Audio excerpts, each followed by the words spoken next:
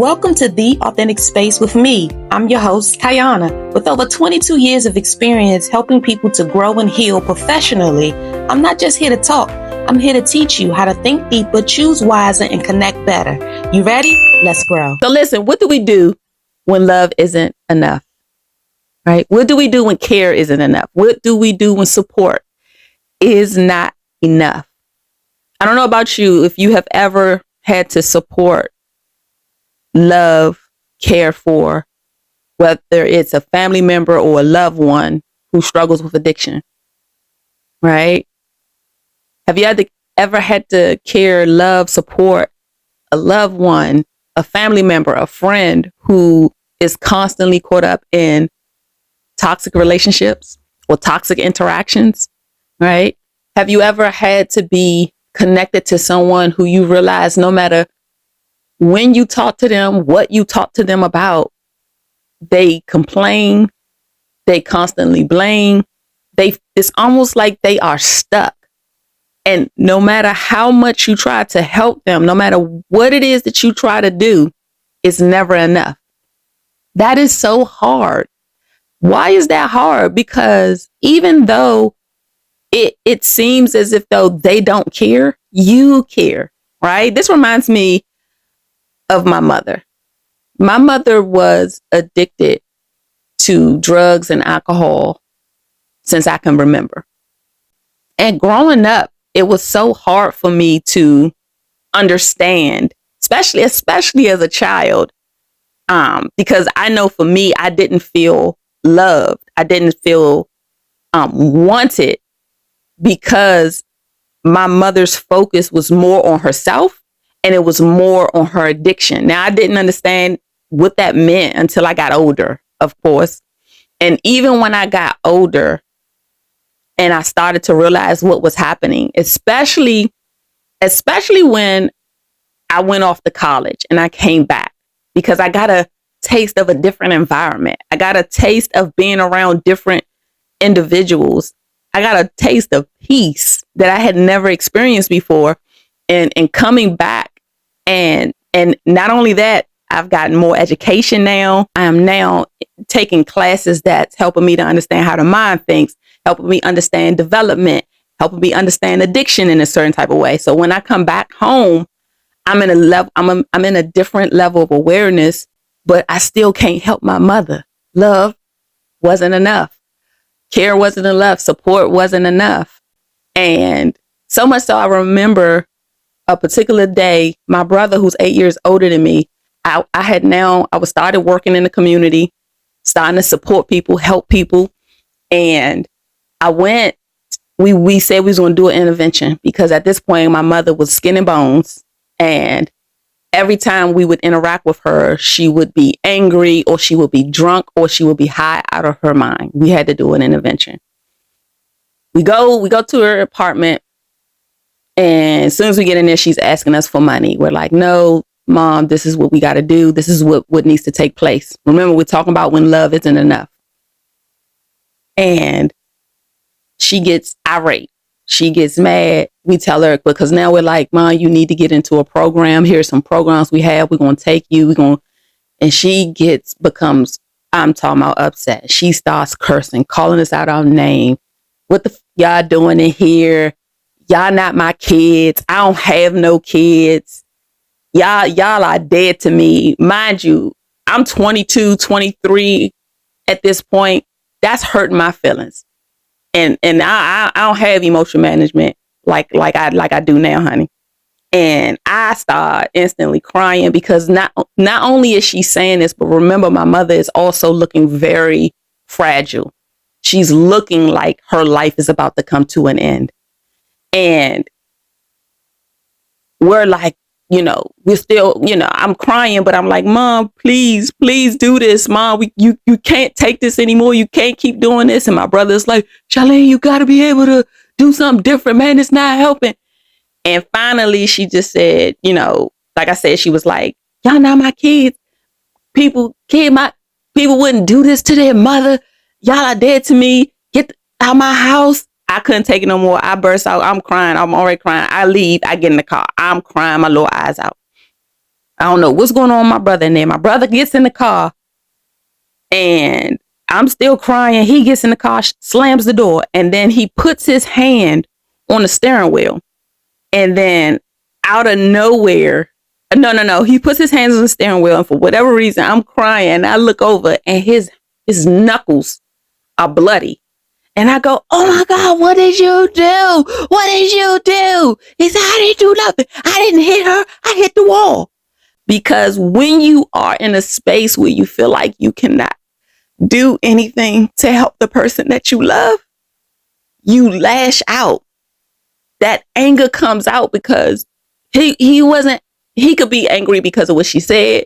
He could be angry because of what he's seeing when it comes down to his mother, because that was such a hard situation. Y'all can hear the emotions coming out now. And I remember us just sitting in the car and he's breathing hard. I'm crying, but now I'm kind of like getting myself together, deep breathing, like getting myself together. He puts on a song, and I still love this song to this day. He puts on Scarface. This was like a movie, y'all. I promise you, this was such a movie. This is such a movie scene, a traumatic movie scene, but movie scene nonetheless. And Scarface Someday, and he turned that music so far up to the highest level, and we rode, and he dropped me off. We ain't say nothing about it. We ain't talk about it. Because what do you do when love is not enough? When we tried our best and it wasn't enough. Matter of fact, it caused her to lash out on us. And understanding addiction, and anybody who was caught up in a toxic situation, it's not even personal. It's not even about the person who is trying to help you. You got to understand that people who are used to dysfunction and toxicity, they are familiar with it. They are connected to it. Anything outside of that is scary. It's not an excuse. It's just an understanding. Sometimes people get caught up in mistaking what an excuse is versus what understanding is. In order to support somebody, in order to say you even love somebody, you have to understand them. I can understand why my mother turned to drugs. I can understand why my mother turned to alcohol. I can understand why my mother wasn't able to love me in a certain type of way. I can understand why my mother is self-absorbed. That doesn't excuse anything. It just helps me to understand her. It doesn't excuse the impact that was created in my life as a child. And it doesn't excuse the impact that was created that continuously is created. Now it's different now because I am an adult and I know how to be able to interact with her and conceptualize life a little differently. That's why it's important for us to intentionally think and intentionally behave in order to not get caught up in other people's toxicity and other people's dysfunction, right? And other people's hurt and right, and other people's pain, because even though that they are embracing pain, is familiar to them. So their tolerance is high for it. What's unfamiliar to a person who is caught up in addiction is to not be addicted, is to live a life that is outside of being underneath. If you think about if somebody is high or if somebody is intoxicated, there's a space of living life that they don't even have to worry about because it's not even in their scope, right? And that was my mom. And again, recognizing that was so important. And first of all, being able to recognize how I felt about it, recognizing the impact of it. I remember when I was not too long after that happened, I was talking to a friend of mine, and he told me he went to counseling one day. And he said his counselor told him to make a list that helped him to understand who he wanted his mother to be and who his mother actually was. And he said when he made the list, his therapist told him to separate the paper. Now, I don't even know if that's what he said, because I utilize this technique or this activity all the time to this day to help people conceptualize who the person is versus who they want the person to be. And he basically told me that he had to mourn the death of the mother he wanted, and he had to learn how to embrace and live with and accept the mother who was. Do you understand the level of what the heck? Like, this is not fair. Life is not fair. Why do I have to do this for my mom? I didn't ask to be here, but it was reality. And I remember when he did that, and I said, I got to do that. And I remember writing, oh my goodness, the list. I wanted my mother to be caring. I wanted my mother to tell me she loved me. I wanted my mother to hug me. I wanted my mother to embrace me. I wanted my mother to show up for me. I wanted my mother to respect me. I wanted my mother to be proud of me. I wanted my mother to respect herself. I wanted my mother to be proud of herself. I wanted my mother to be able to embrace life in a space of loving herself. And then I realized, so I wrote all this down. And then I said, what do I get from my mother? I get times when my mother will say, I love you. I get times where my mother will shut down. I get times when my mother is under the influence. My mother used to have an alter ego. We call her name, and then we called her Agnes, her other side, Agnes. And that Agnes was so angry and so toxic and abusive, emotionally, physically. And I had to put Agnes on there. And when I realized that the person who my mother is not a person that I can go to for advice or I can go to for support. My mother is not my support system. I had to embrace that and then mourn the death of all these things I said over here, baby. That was so hard. Because I've supported several youth who was in that situation, but it was as a case manager, it was as a crisis worker, it was as a community support worker. So I was mostly in the field, and I was still supporting them in their mindsets and helping them to get into school and making sure that they got the needs that they wanted. I wasn't a therapeutic space and helping them process stuff. This particular time with this client, I was a therapist and I was helping them process their mother's addiction. This client was able to have support in real time. I didn't get support in real time. Most of the stuff that I went through when I was a child, it was me being an adult and processing and going back and say, oh, that was fear. Oh, that was hurt. That was disappointment. That anger was a protection. That inability to connect to others was a self-protection way to not get hurt, because I felt like I didn't want to be let down again. But this is me as an adult going back and processing the child. But now I had the opportunity to support somebody, like I said, in real time. And that space was it was a freeing space for me as a therapist. And just being able to see this person in his youth be able to process and know that it wasn't their fault. Nobody told me that. To know that their mother's rejection of them had nothing to do with them, had everything to do with their mother's choice for themselves. Nobody told me that. And so one of the things that what I was able to help this client with was recognizing that there's a such thing as a victim mind and a mind and a person who is able to accept accountability for their actions. And a lot of times people caught up in addiction, people caught up in toxicity in a certain way, people caught up in drama. Most of the time, people who are stuck in a rut, right? And with these individuals, it's a blame game that's happening. They don't take responsibility at all. It is always going to be easier to blame other people for what has happened than it is to take responsibility, not for what has happened, unless it is a direct result of your behavior. Let's just say somebody was abused. Let's just say somebody was robbed. That's not your responsibility. But what is your responsibility is your own healing. What is your responsibility is understanding how did this distressing event impact you? What type of mindsets did it create? Right? What type of behavior patterns did it create?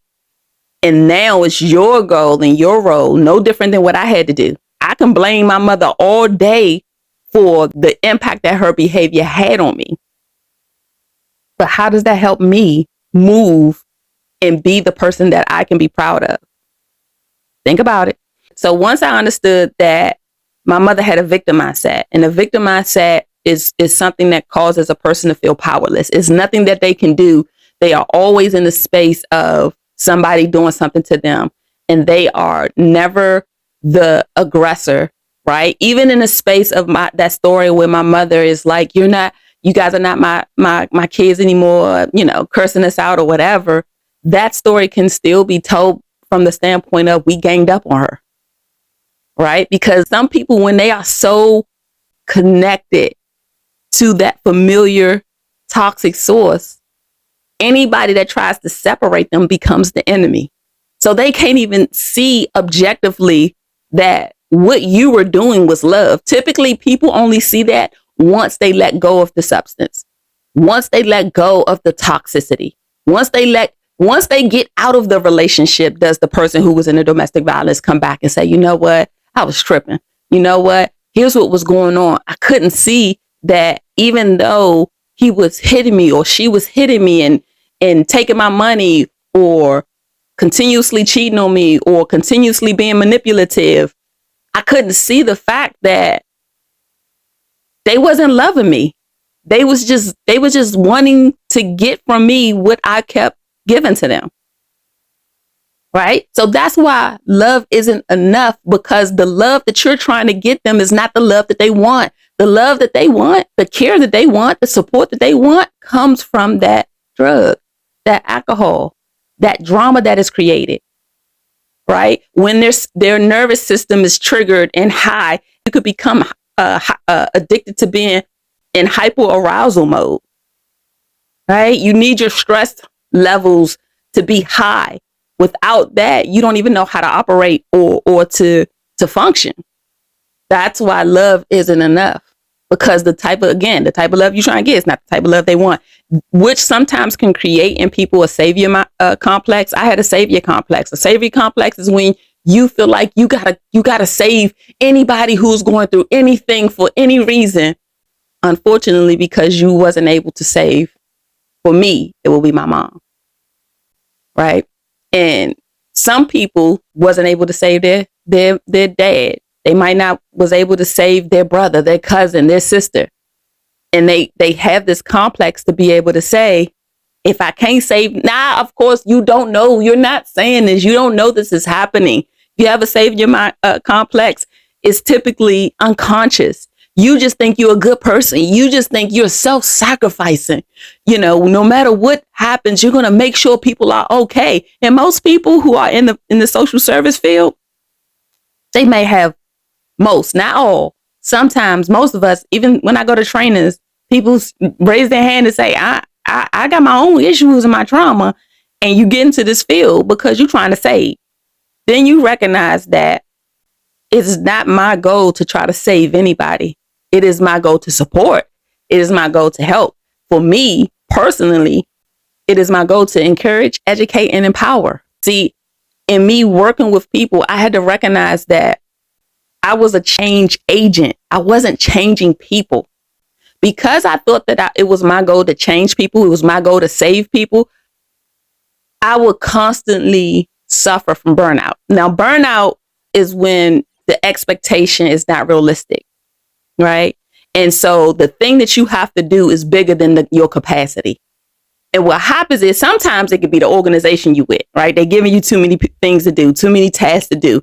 And you become burnt out because the expectation is too big. And then other times burnout can come because your own expectations of what you're supposed to be doing to others is too big, is too broad. It doesn't match reality. And so you constantly are burnt out because you are self-sacrificing and you're not building yourself back up. You're not engaging in self-care activities, whether that is going to the spa, getting your nails done, getting a haircut, whether that is hanging out, playing ball with your boys, or playing ball with your girls, are you also learning how to process your emotions? Are you also giving yourself room to make mistakes and not trying to be perfect? Are you also able to allow yourself to make mistakes without blaming others? See, that's self-care as well. And so sometimes when burnout comes, it's coming because, again, our capacity is less than the expectation. And when I recognized that I was a change agent and not I don't change people, I realized that, okay, this makes more sense. This is more feasible, because that helped me to start focusing more on my output than I was focusing on what they were doing. It's like when they said you can catch a fish for a man, or you can teach the man to fish. So if you catch a fish for a man, he eat for a day. But if you teach a man how to fish, he has the opportunity to eat for a lifetime. And what I mean is, even though you're teaching this person something, they still have to have the motivation to go fishing. They still have to implement the patience that it may require for them to stay long enough to wait for the fish to come. Then they also have to learn other stuff to do, how to cook the fish. You know, what you need to do to the fish before you put it in a frying pan, right? There's different levels. But if my goal was just to teach you to fish, then I did my part. I am happy and I am moving on because I did the best that I can do. So after learning burnout, I've also learned that I had an issue with allowing adults to be adults. Not anymore, though. Right? Sometimes I think people struggle with allowing adults to be adults. What do I mean by that? No different than if I want to wear, let me see if if I want to wear a Super Mario sweatshirt, and I got the money, and I get my I find it and I go purchase it. It is my choice to go purchase a Super Mario Brothers sweatshirt because I am an adult. And as a result of this, I might have people to be like, "Hey, that's a kid shirt." Okay. And it's cute, right?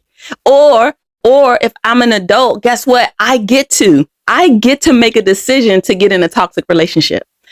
And I get to make a decision to stay in that toxic relationship. I get to make a decision to purchase a plane ticket and travel. And I know that I don't have money to pay my mortgage or my rent or my bills or my car note, right? As an adult, I get to choose to go on a trip rather than paying my bills.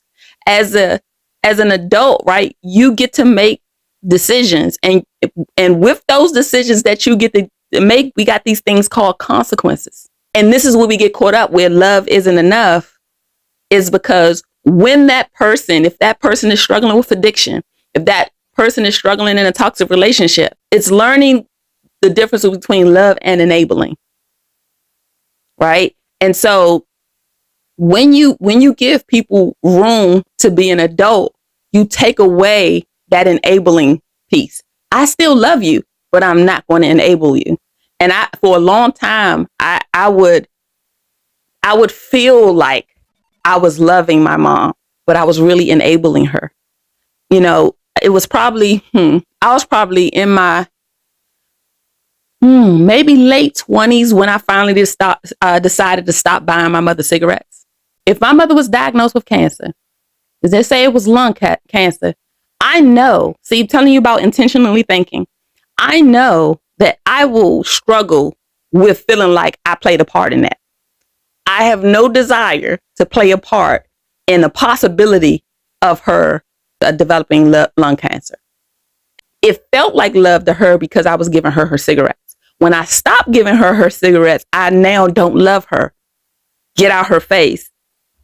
You know, she don't got no energy for me because I'm not giving her the thing that she loved, even though that thing that she loved is toxic for her.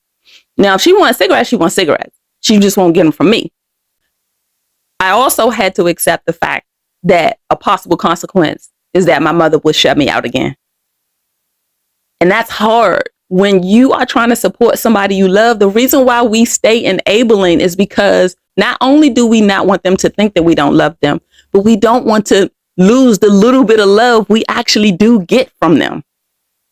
Right? And so the goal is to recognize that because I love you, I will not enable you. Not because I love you, I will enable you. And we have to stop replacing enabling with love. So sometimes, especially with people who struggle with addiction, if they don't feel their rock bottom, if they don't feel their consequences, a lot of times they don't change. And that's for most people. If you don't feel your negative consequences, you won't change. A lot of times what helps people, I used to be, I know you know I used to be a kid. I used to be a child. I feel, you feel like I've been an adult for forever, but now I used to be a kid. And I used to play in the stove. I used to play, I don't know what's on the, I used to play on the stove. What was that? I used to play with the stove until I got burnt. Never again did I ever play with the stove again. Why? Because of that negative consequence. It taught me something. When we enable those we love, and we call it love because we're supporting them. They spend their money getting their alcohol. They spend their money getting their drugs. They spend their money getting their cigarettes. They spend their money on their trip.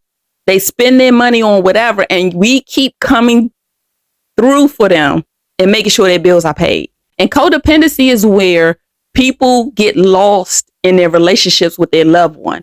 And so there's a point where I begin, I end. The other person begins and the other person ends. With codependency, I begin, the other person ends. It's enmeshment. It is a space in which people need the person in order to feel wanted, in order to feel worthy, in order to feel enough. So I need your acceptance of me in order for me to live, and in order for me to feel worthy to live. Therefore, I cannot make you mad. Therefore, I have to make sure your bills are paid, even though you're smoking your bills up, even though you're drinking your bills up, because I don't want you to be homeless. I don't want you to sleep in your car. I don't want you to get fired. I don't want you to lose custody of your kids. I don't want this to happen to you because I love you. I do. I love you. That's the possible consequences. And then what happens is, in the midst of that, it's the temporary high or the temporary positive consequences that they get, right? It's the temporary popularity, buying whatever they want to buy, not having no responsibility. No different than the person who is in your space, who you realize they're stuck. You realize they're in a space where they don't want to change. You have a friend, family member, or somebody you love. They're always angry, and they have not worked on their anger at all. There's nothing you can do about it. And this friend of yours, they're always in toxic relationships, or a family member or somebody you love. They're in toxic relationship. You can tell them. But again, you have to give people room to make their decisions. One of the things that I do with my friends is we check in with each other. We say, now we had to learn to do this. Because sometimes the way I want to love you may not be what you want from me. And some people, especially people who struggle with the savior complex and enabling, they will not be able to handle a person telling them, please don't talk to me about this. I don't want to hear that anymore. With me and my friends and the people I love, they get to tell me, I just want you to listen. I don't want you to give your feedback. Cool. There are some people who say, I'm going to give you this feedback because you don't need to stay in this relationship, because you don't need to keep being in this, because you don't need to. And sometimes that's just not how it works. No different than me being a therapist. I can't force a client to do a daggone thing. Again, all I can do is encourage, educate, and empower. How I'm empowering you is by encouraging and educating you. Does that make sense? And so if a client continuously comes to me with the same issue, we're going to process it. We're going to talk about what happened. What was the result? Why do you think this was in your space? What mindset did you have? Do you want to challenge any of the mindsets that you have? Because one of the things I can say about my clients that's different than my friends and my family is that clients are intentionally coming to me in order to change as they are going through their healing journey. My friends and my family members, they're not necessarily saying they didn't want to be on a healing journey. You get what I'm saying? Now, I am so thankful that I do have people in my life who are committed to their healing journey, committed to growth. I don't have nobody in my space that's growth. This growth. I have nobody in my space who is perfect, including Kyana. But we're trying. But I also have people who are not committed to growth, who are not committed to change, who are okay with being in that stuff. And that's where it can become difficult when love isn't enough. But when you change your mindset and you intentionally think, you can still feel disappointed. You can still feel sadness.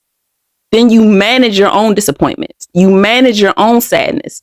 You challenge your expectations. Remember, here's what I wish they would be and wish they would do. And here's who they are. Getting rid of who you want them to be, mourning the death of that. That's not in the space until it's in the space. And in order for that to be in the space, they have to do their work. They don't want to do their work. Even if they want to do their work, they're not doing anything that's getting them in a space where they're processing, they're learning anything different. Because the way that the mind works is we love what's familiar. That's part of the brain chemistry. So some people are like, why I keep on doing what I wanted to do? Because it gives you endorphins, right? It sets off that dopamine high. So you want to keep doing it, even though it's toxic for you. And this is why it's bigger than me paying their rent, buying them cigarettes, giving them money, right? I've recently had a situation in which today, like this week, where my mother called me and I had to tell her no. And she got frustrated. It didn't surprise me, but it still made me cry. Mind you, I am still going through grief of my aunt. But sometimes it still makes me sad. It still makes me cry. Right? I have another family member who I love dearly. Unfortunately, they are stuck. They are stuck in a space of blaming other people. They're stuck in a space of not accepting their own accountability for their actions. And so when they get consequences, they just find somebody who will bail them out. They find an enabler. So hopefully this is helping you to recognize that sometimes love isn't enough. Care isn't enough. Support isn't enough. And that is not on you. You are not a bad person because you tell them no. You are not a bad person because you had to put up boundaries because you've tried several different times in several different ways to support them and they have told you no. You have to be able to, I'm going to tell you what you have to do. You have the options to be able to let people be adults. When you have tried, when you have given suggestions and they have decided not to do it, that's fine. If my family member came to me today and I've had 50 conversations with them, if they came to me today and said they want to change, I'm going to say, how can I help you change? I'm open. I'm always going to remain open to helping you change. I have just decided to be intentional about my behavior and close that door to enabling you. And that doesn't make me a bad person. One of the things I had to learn how to process and not internalize the guilt from not participating in their dysfunctional behaviors. Right? I had to let that savior complex go. Right? I had to be able to give them room to live their lives the way that they want to. They may not be intentionally thinking. They may not be intentionally behaving. But unfortunately, when you're not intentional, you are typically being intentional about letting anything happen in your space. That's why intentionality is so powerful. Because when I'm intentional, I know what's coming in my space. Listen, I can't control everything that comes in my space. But there are things that I can control. And I want in my space. So I go get it. It's a hard thing because we love them. We want to support them. And sometimes sometimes it's us. Sometimes I've been in spaces where I didn't want to hear the truth. So again, give people room and people space to make their own decisions while you are still loving them. You can love people in their toxicity. You just got to do it from a distance, and you got to do it with boundaries. And you have to figure out what those boundaries are. It's important to make sure that you're doing your part, like you're showing up, you're giving them options, but you have to respect the option that they choose. This may be hard. This may be, may be hard. This is hard if this is something you're dealing with. Reach out to a therapist, a life coach, a trusted friend or family member to be able to process this and the themes in this podcast, okay? And remember, you don't change people. You can be a change agent, but you do not change people. Don't forget to like. Don't forget to subscribe. Don't forget to share. And I appreciate you. And I want you to take care of your mind. I want you to take care of your heart. And most importantly, I want you to take care of yourself. Deal? Deal.